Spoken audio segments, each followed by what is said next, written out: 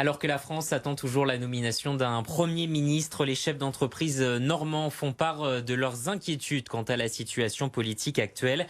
Pour en parler, Thibaut Nivière est avec nous. Bonsoir. Bonsoir. Vous êtes dirigeant de Nivière Subvention et Consulting, une société IFTOTES spécialisée dans la recherche et le montage de dossiers de demande de subvention pour les associations, les entreprises et les collectivités. Pour quelles raisons les chefs d'entreprise sont inquiets aujourd'hui ? Il y a une forte incertitude par rapport aux législatives. Nous n'avons pas de Premier ministre. Et les incertitudes sont vraiment très très dangereux parce que beaucoup de projets sont décalés. Et s'il y a des projets décalés, c'est une perte d'opportunité pour l'ensemble de nos territoires, à la fois pour les entreprises, les associations et toutes nos collectivités. Et personne n'aime les incertitudes. Et ça passait encore pendant l'été, mais là j'imagine qu'en période de rentrée, les incertitudes sont d'autant plus inquiétantes. Oui, ça commence à faire long. Ça commence à faire long. En plus, la grande problématique, c'est de savoir est-ce que nous allons avoir un gouvernement technique ou un gouvernement politique. Parce que ça changerait quoi pour les chefs d'entreprise ? La direction en termes d'investissement. En termes d'investissement matériel, l'exportation, l'innovation, la recherche et développement. Si nous avons un gouvernement technique, pas grand-chose va bouger. Donc il y aura peut-être des ajustements techniques. Si nous avons un gouvernement plutôt politique, là nous aurons de grandes orientations. Mais attention, risque potentiel de censure. Car nous avons 3 grands blocs et chaque bloc a un tiers de députés. Oui, ça veut dire une situation transitoire finalement. Ça va durer un certain temps, mais pas de long terme pour les chefs d'entreprise. Totalement. Le juge de paix sera le projet de loi de finances qui, en général, sera voté en automne prochain. Normalement. Normalement. Ces inquiétudes, est-ce qu'elles concernent toutes les entreprises, tous les secteurs d'activité, ou il y en a qui sont un peu plus préservés que d'autres ? Beaucoup, toutes les entreprises. TPE, PME, ETI, grandes entreprises. Nous avons une crise politique qui s'ajoute, bien sûr, une crise économique. Les entreprises, toutes les entreprises sont dans une forte incertitude par rapport à cela. Donc, il y a un adage qui dit qu'en cas de crise économique et crise politique, il faut regarder vers l'international, l'étranger. Donc du coup, comme alternative, il y a des alternatives. Pourquoi ne pas aller vers des projets liés à l'exportation, liés à l'innovation, à la recherche et développement, liés à la transition écologique? Parce que tous ces projets-là, il y a encore des fonds, des subsides. On sait que la Normandie, c'est la première région industrielle de France. Le secteur de l'industrie, forcément, subit de plein fouet cette situation. Totalement. L'industrie est fortement impactée. Comme vous disiez, la région Normandie est la première région industrielle de France, clairement.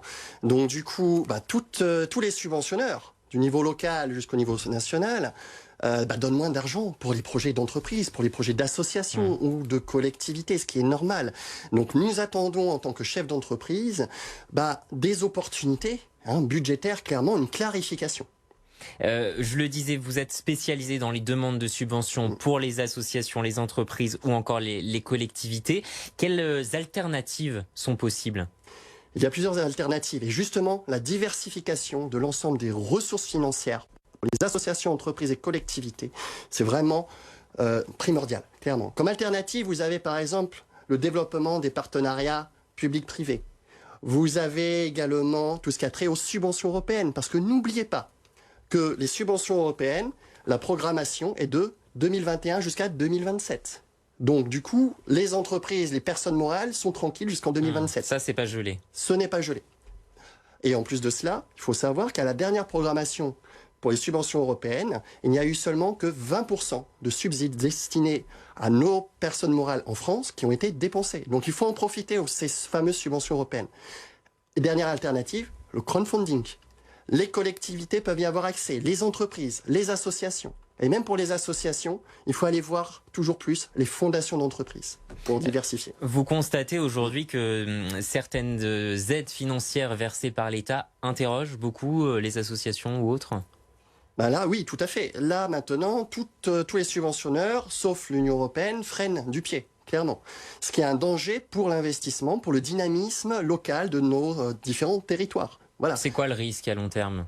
L'absence d'investissement. Donc, qui dit absence d'investissement dit absence d'emploi, absence de formation qui est normalement la grande priorité française de l'ensemble de nos gouvernements de droite comme de gauche. Donc ça freine la croissance? Totalement. Ça freine la croissance, d'autant plus que la France est déjà très endettée. Ça, il faut pas se leurrer, totalement.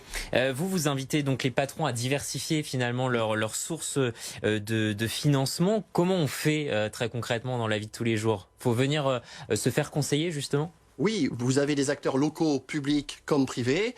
Vous avez des cabinets conseils comme le mien, Nivière Subvention et Consulting. Vous avez des chambres de commerce, par exemple, les agences de développement économique comme l'AD Normandie, ou même vous avez des outils comme l'intelligence artificielle, avec des outils comme mapassiondeprojet.com ou terranexo.com qui vous permet en quelques clics de trouver des sources de financement ou des talents également. Vous parliez des fonds européens utilisés à 25%. Comment on l'explique ça?